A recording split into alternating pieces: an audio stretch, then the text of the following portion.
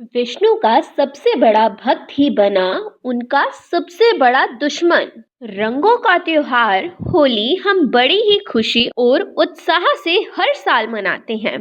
कहा जाता है कि विष्णु अवतार नरसिंह द्वारा ही राक्षस हिरण्यकश्यप का संहार करने के दिन को ही होली के त्योहार में मनाया जाता है। लेकिन क्या ये सब आप जानते हैं कि हिरण्यकश्यप भगवान विष्णु का सबसे बड़ा दुश्मन था, पर असल में तो वो उनका सबसे बड़ा भक्त था। जी हाँ, बिल्कुल। भगवत पुराण के अनुसार विष्णु भगवान के आवास स्थान पर वैकुंठ में दो द्वारपाल थे, जिनका नाम जय और विजय था। वे दोनों ही भगवान विष्णु के बहुत बड़े भक्त थे और हरदम उन्हीं की सेवा में लगे रहते थे।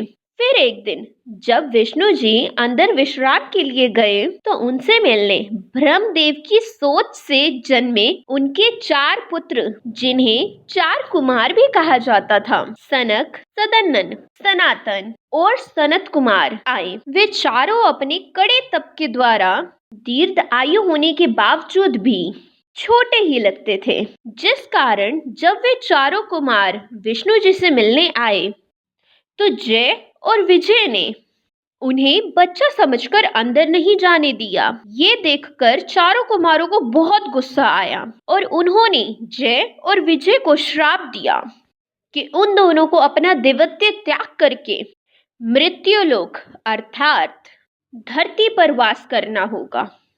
ये सुनते ही जय और विजय दुख से रोने लगे और विष्णु भगवान को पुकारने लगे और उनसे चारों कुमारों द्वारा दिए गए श्राप को लौटाने को कहा। जिस पर विष्णु जी बोले, मैं चारों कुमारों का श्राप तो नहीं लौटा सकता, लेकिन तुम्हें तो विकल्प दे सकता हूँ कि या तो तुम धरती पर 7 जन्म मेरे भक्त बनकर रहो या फिर 3 जन्म मेरे दुश्मन बनकर।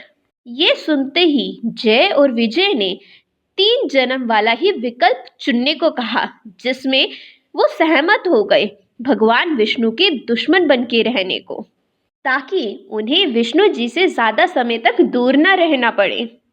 विष्णु भगवान ने उनकी भक्ति देख उनका संहार करने का वचन दिया, जिसके बाद जय और विजय का धरती पर जन्म हुआ।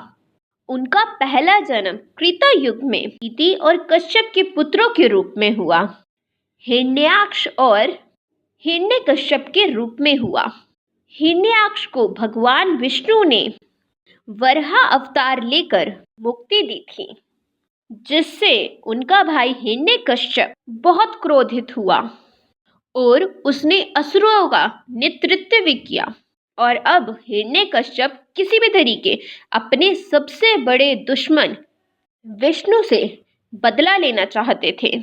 हिरण्यकश्यप को विष्णु से इतनी नफरत थी कि उसने अपने ही राज्य में भगवान विष्णु की पूजा करना ही बंद करवा दिया और जो भी विष्णु की पूजा करता वो उसे कारागार में डाल देता।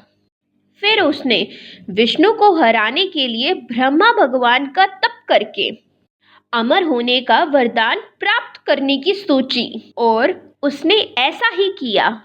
वो कई वर्षों के लिए कड़े तप में लीन हो गया, जिससे ब्रह्मदेव खुश होकर उन्हें वरदान देने के लिए सामने आए और उससे उसकी इच्छा पूछी, जिस पे हिरण्यकश्यप ने अमर होने का वरदान मांगा।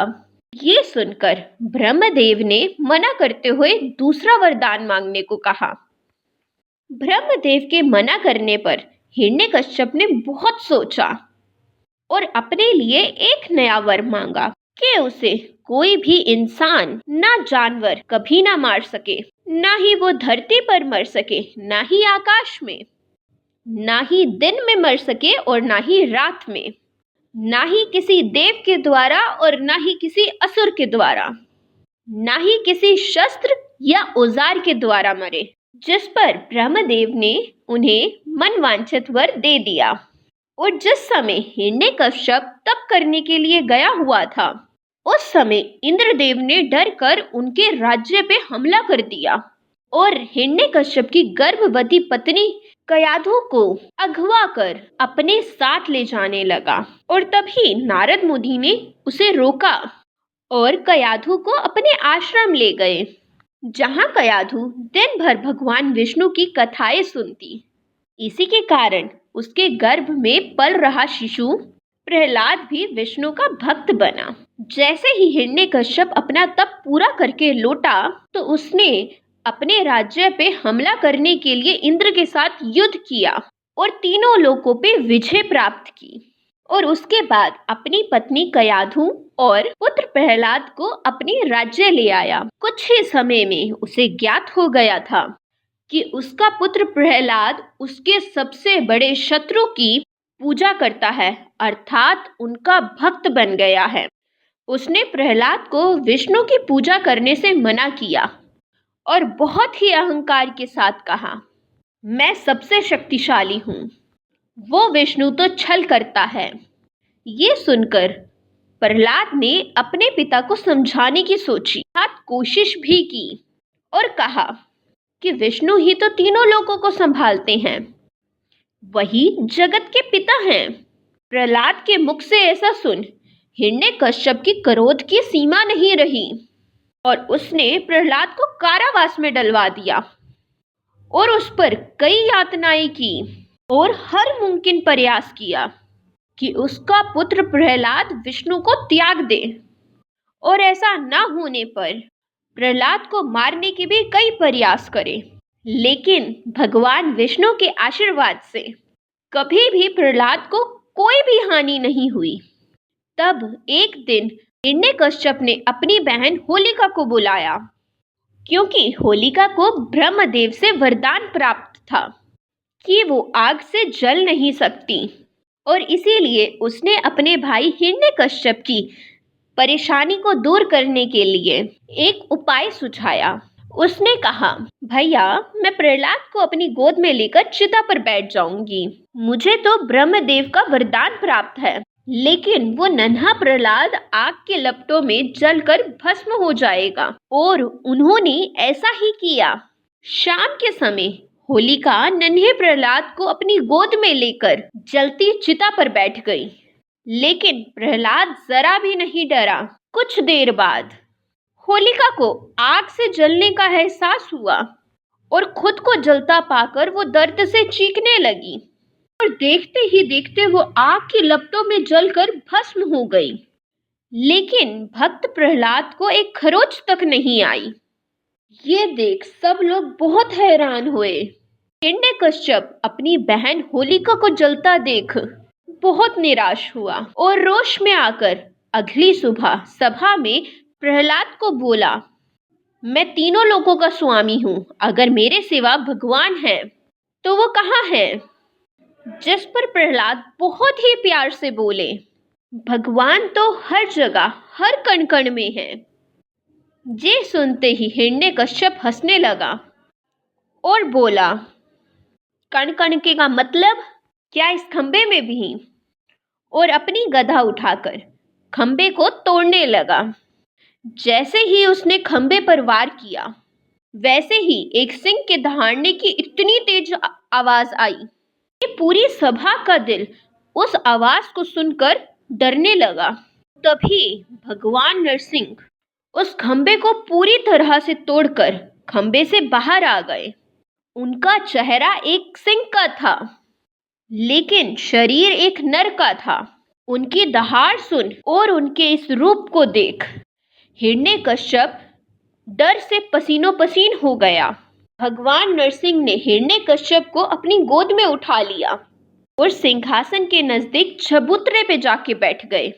बोले, दुष्ट हिरण्यकश्यप, तेरी मृत्यु मेरे ही हाथों होगी। तेरे वरदान के अनुसार ना ही मैं नर हूँ, ना ही कोई जानवर, ना ही अभी दिन का समय है और ना ही अभी रात हुई है, ना ही हम घर के भीतर हैं और ना ही हम घर के बाहर हैं, और ना ही तू जमीन पर है और ना ही आकाश में, बल्कि मेरे पैरों पे तू लेटा हुआ है।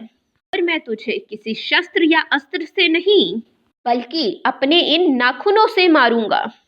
ये कहते ही नरसिंह भगवान ने अपने नाखूनों से अपनी गोद में लेटे हिरण्यकश्यप की छाती को चीरकर मार डाला। दुष्ट हिरण्यकश्यप का वध करने के बाद भी नरसिंह भगवान का क्रोध शांत नहीं हुआ और वो हर राक्षस का अंत करने निकल पड़े। सबने उन्हें शांत करने की बहुत कोशिश की, लेकिन नरसिंह भगवान के क्रोध से सब थर-थर कांप रहे थे।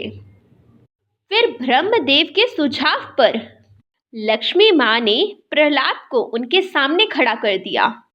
जैसे ही भगवान ने अपने भक्त को देखा, उनका गुस्सा बिल्कुल शांत हो गया और सभी देवताओं ने मिलकर नरसिंह भगवान के इस अवतार की पूजा की। साथ ही रंगों से खेलकर होली के इस त्योहार का स्वागत किया और तभी से इस दिन को बुराई पर अच्छाई की जीत विजय मानकर होली का त्योहार मनाए जाने लगा। और अब होली का दहन करके अर्थात रंगों के साथ होली का त्योहार बहुत ही हर्ष और उल्लास से मनाया जाता है।